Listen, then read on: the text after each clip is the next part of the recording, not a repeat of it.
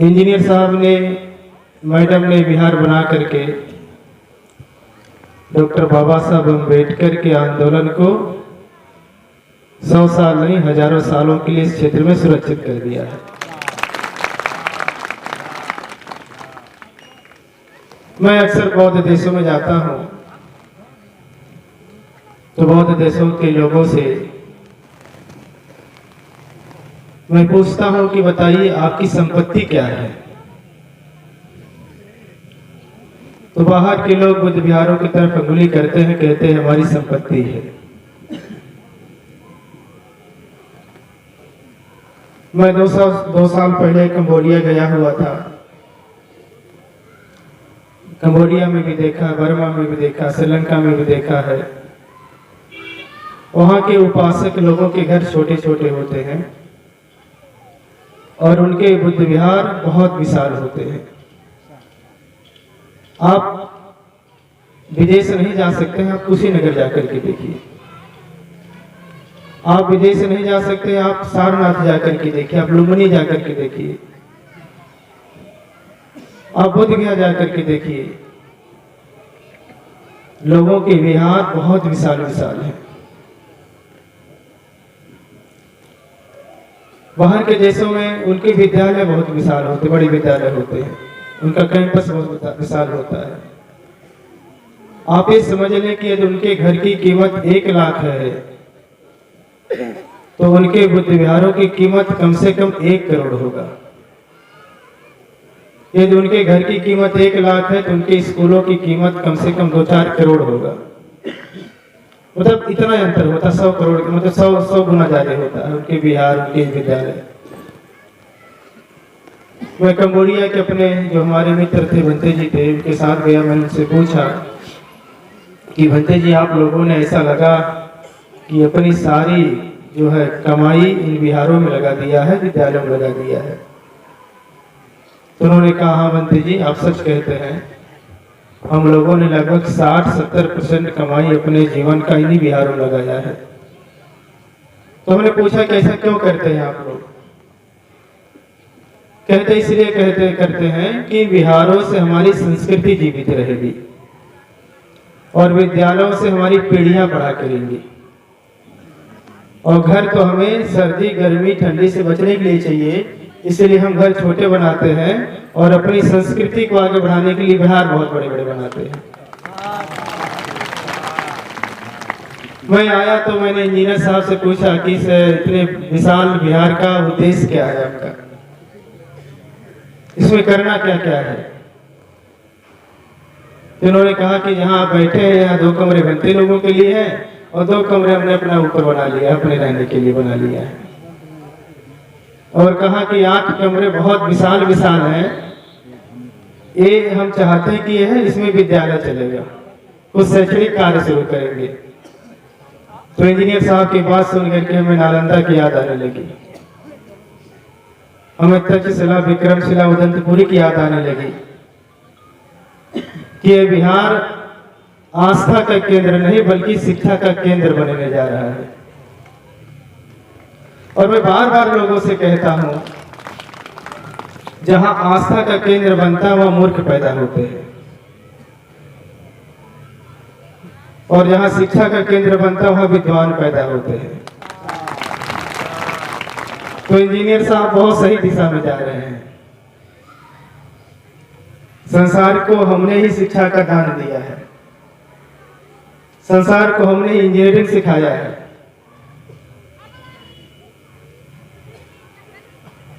आप कभी नालंदा में जाकर के देखिए,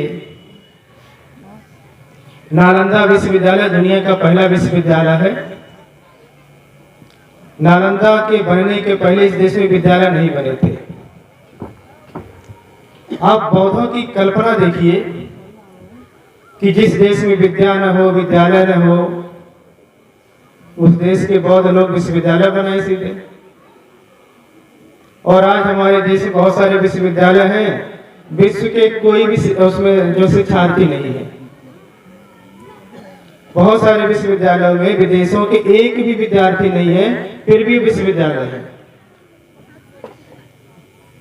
और नालंदा विश्वविद्यालय दुनिया में वो पहला विश्वविद्यालय था जहां वेनसांग फाहियान जैसे तिब्बत चीन जापान के लोग आकर के अध्ययन कर रहे थे। आप सोचिए कि लगभग 2000 वर्ष पहले पूरी दुनिया के लोग बौद्ध विहारों में आकर के अध्ययन करने लगे थे। तो ये जो है जो इतना विशाल कार्य हुआ है, इतना बड़ा कार्य हुआ है, इतना महान कार्य हुआ है, यह आने वाले समय में निश्चित तौर पर जब ये देश बुद्धमय होगा और बुद्धमय भारत के बारे में लिखा जाएगा तो इंजीनियर साहब का और इस गांव का नाम सोने के अक्षरों में लिखा जाएगा। और ये भारत बुद्धमय बनकर के रहेगा भी। इसको बुद्धमय भारत बनने से कोई रोक नहीं सकता है। पूरे दुनिया में बुद्ध धर्म की लहर चल रही है। अमेरिका, यूरोप आदि देशों में, ऑस्ट्रेलिया के देशों में दो विचारधाराएं बढ़ रही हैं। दुनिया में या तो लोग नास्तिक हो रहे हैं, नहीं तो बौद्ध हो रहे हैं।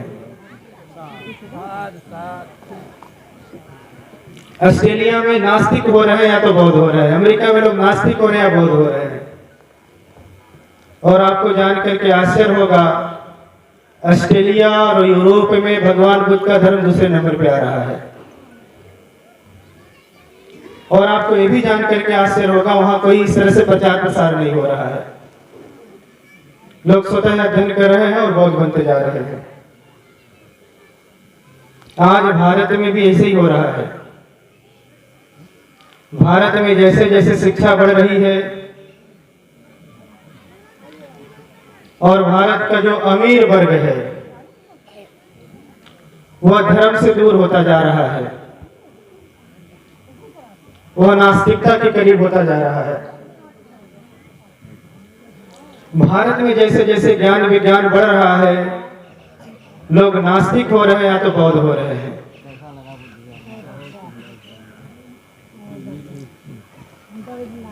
भारत में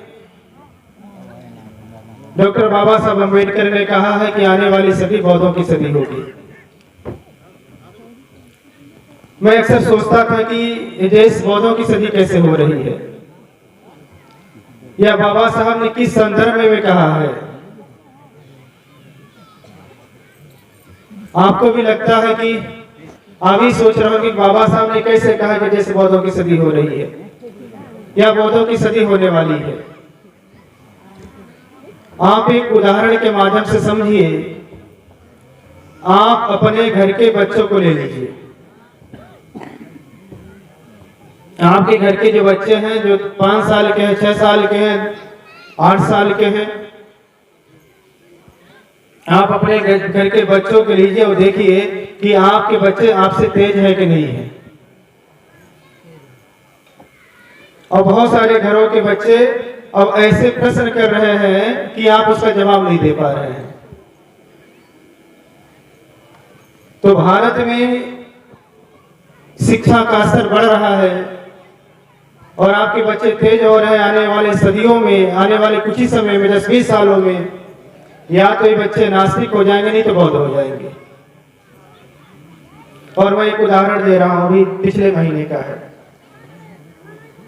सारनाथ में हमारे सेंटर पर कुछ बड़े बड़े लोग आए, एक विचारधारा के लोग हैं, वो आए और उन्होंने कहा कि भंते जी, मैं चाहता हूं कि आप जैसे धर्मगुरुओं का एक समिति बनाई जाए, विभिन्न धर्मों के धर्मगुरुओं की एक संगठन बने। तो हमने कहा संगठन क्यों बनाना चाहते हैं। उन्होंने कहा कि संगठन इसलिए बनाना चाहता हूं कि आप जैसे धर्मगुरु जब आएंगे और समाज को अच्छा संदेश देंगे तो समाज बदलेगा। मैंने उनसे प्रश्न किया, कहा कि ये बताइए, हमारे बौद्ध लोग देश में गड़बड़ कर रहे हैं क्या? कहा कि नहीं, आपके बहुत लोग गड़बड़ नहीं कर रहे हैं। हमने कहा ईसाई लोग गड़बड़ कर रहे हैं क्या? कहा कि नहीं, ईसाई भी नहीं कर रहे हैं।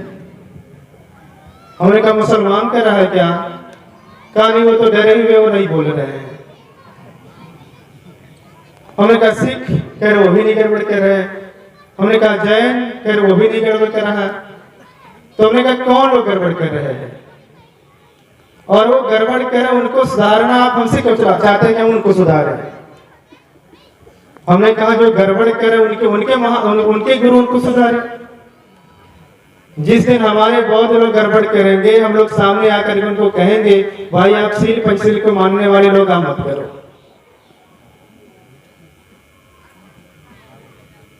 वो शांत हो गए।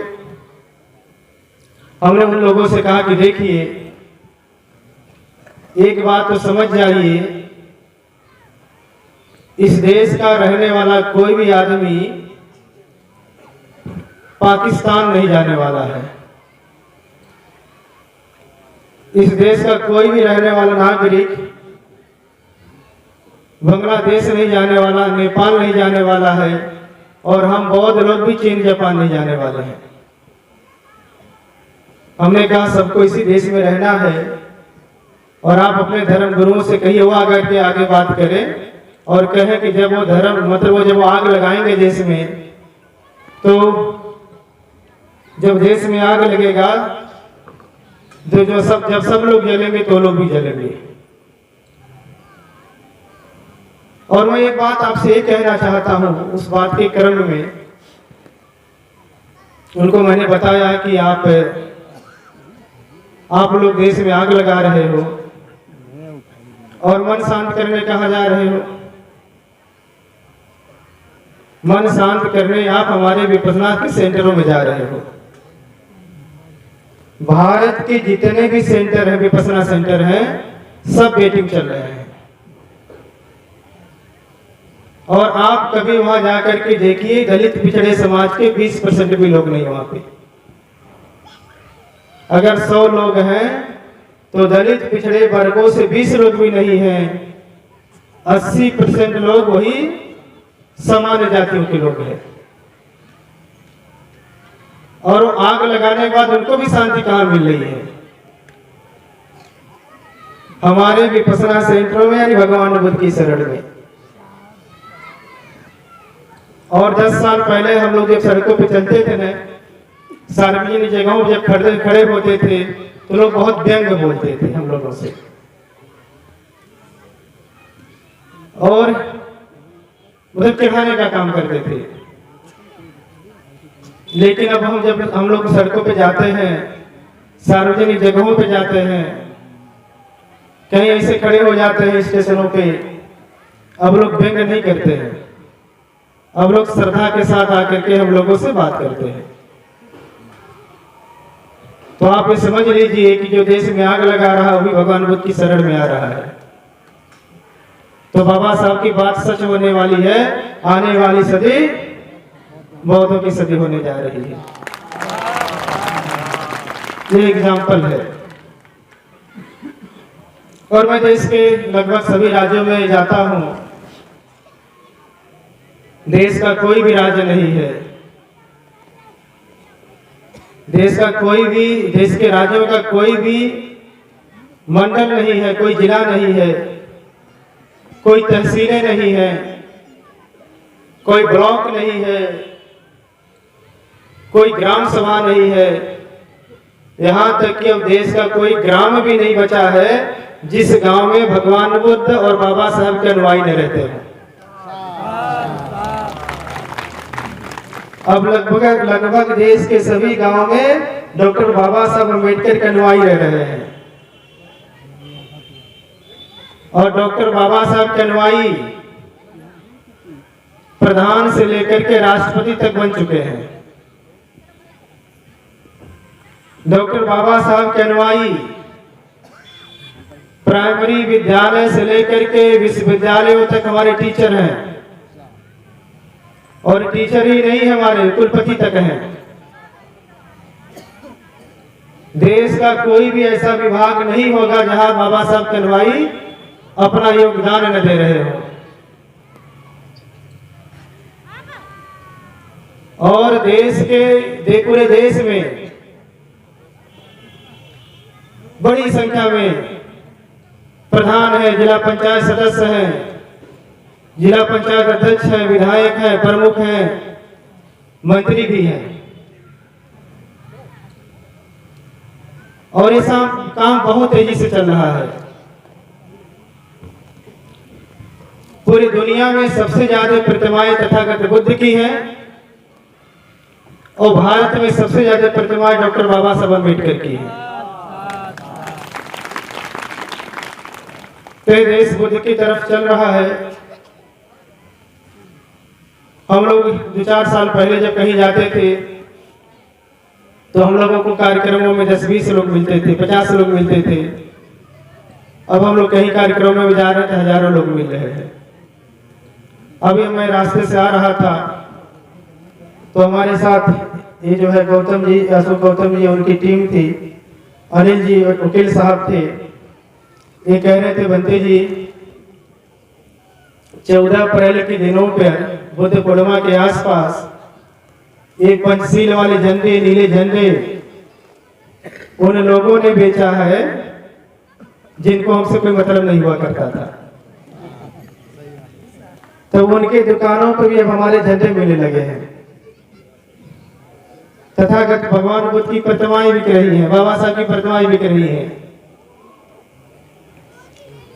देश का अभी कोई भी जिला नहीं, देश में लगभग आप समझ लीजिए जो एक गिफ्ट आइटम वाली दुकानें हैं। आप जा करके देखिए, जहां मूर्तियां बन रही देश में, जो वहां जा करके देखिए, जहां फोटो फ्रेमिंग हो रहा है वहां जा करके देखिए। आपको शायद ही कोई ऐसी दुकान मिले जहां भगवान बुद्ध का फोटो फ्रेम न हो रहा, बाबा साहब का फोटो फ्रेम न हो रहा हो, उनकी मूर्ति न बन रही हो। तो बहुत तेजी के साथ वो धर्म वापस आ रहा है। और हमें तो बाबा साहब डॉक्टर अम्बेडकर का सपना साकार हुआ होता दिख रहा है। भगवान बुद्ध ने श्रावस्ती में एक उपदेश किया। बुद्ध ने कहा कि मेरे पुत्रों, अकेले होकर के नहीं मरना, नहीं तो ये धर्म समाप्त हो जाएगा।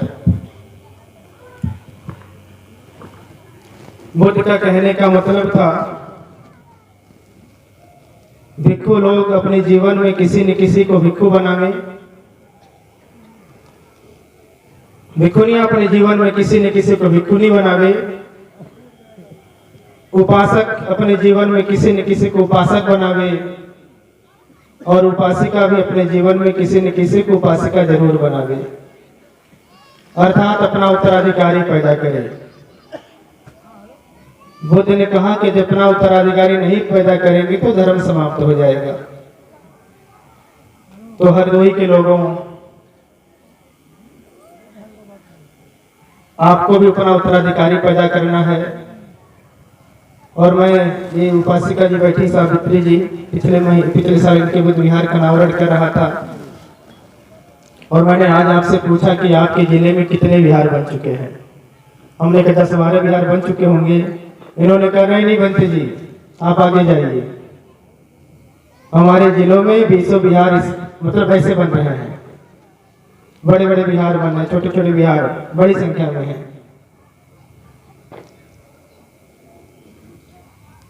यदि तथागत बुद्ध की जो परिकल्पना थी कि मेरे पुत्र अकेले होकर के नहीं मरना, नहीं तो धर्म समाप्त हो जाएगा, अब यहाँ ऐसा आकर के लगता है कि, और मैंने लगभग हर सभाओं में इस बात को कहा कि मुझे लगता है कि आप लोगों ने तथागत की बात को गांठ बांध लिया है और आपने तय कर लिया है कि अकेले होकर के नहीं रहेंगे, उत्तराधिकारी बना करके जाएंगे। और उत्तराधिकारी नहीं बनाएंगे, बिहार बनाएंगे इतने बड़े बड़े।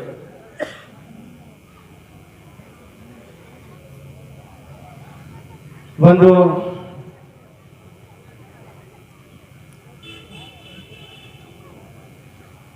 जिस समाज की धार्मिक जड़ें सबसे गहरी होती हैं, उसी समाज की सामाजिक जड़ें सबसे गहरी होती हैं। और जिस समाज की सामाजिक जड़ें सबसे गहरी होती हैं, उस समाज की राजनीतिक जड़ें सबसे गहरी होती हैं। और जिस समाज की राजनीतिक जड़ें सबसे गहरी होती हैं, उसी समाज के लोग इस देश पे शासन करते हैं। डॉक्टर बाबा साहब अम्बेडकर के अनुयायियों, आपको अपने देश पर शासन करना है, जो कि बाबा साहब ने कहा है ना, शासन करना है। मानवर साहब ने कहा शासन करना है, और आप शासनकर्ता जमात है भी। डॉक्टर बाबा साहब अम्बेडकर की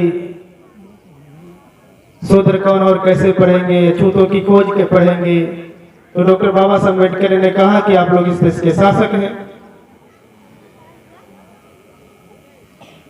और सत्ता आपको चाहिए भी।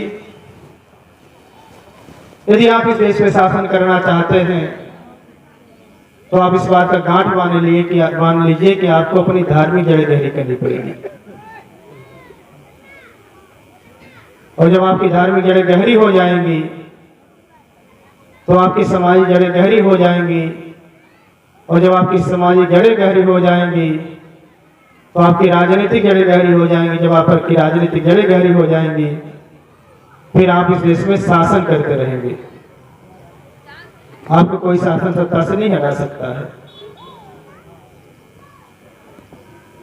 तो इन्हीं सब बातों के साथ मैं इंजीनियर साहब और मैडम का मैं बहुत धन्यवाद देता हूँ।